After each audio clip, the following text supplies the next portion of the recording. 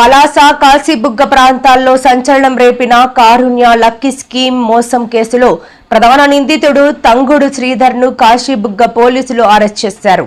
తక్కువ పెట్టుబడితో భారీ లాభాలు, విలువైన బహుమతులు అందిస్తామని ఆశ చూపి పలాస కాశీబుగ్గతో పాటు పరిసర ప్రాంతాలకు చెందిన సుమారు 200 మంది నుంచి దాదాపు 80 లక్షల వరకు వసూలు చేసినట్లు పోలీసులు వెల్లడించారు.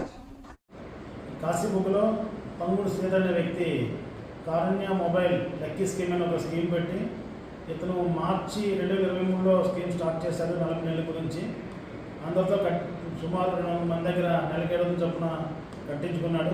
కట్టించుకున్న తర్వాత ఈ 2026 మేలో అమౌంట్ అంతా పే చేయవలసి ఉంది. అది పే చేయబడుతున్న ఇతను సంస్థ మూసివేసి అబ్స్కాండ్ అయ్యాడు. దానిపైన ప్రభుత్వం రిపోర్ట్ ఇవ్వడం జరిగింది.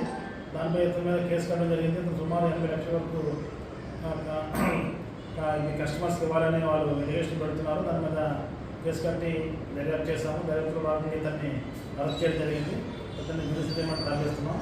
ముఖ్యంగా కాశీబుగ్గ, పలాస పట్టణ ప్రజలకు ఎవరైనా చిట్టీలు కానీ లేదా ఏదైనా సంస్థలో డిపాజిట్ చేస్తే పక్కా రిజిస్టర్ దాంట్లో చేయాలి తప్ప కానీ అనాథరైజ్డ్గా చేసిన చిట్టీల్లో కానీ లేదా ఫైనాన్షియల్ లక్కీ డ్రాల్లో కానీ పెట్టి మోసపోవద్దు.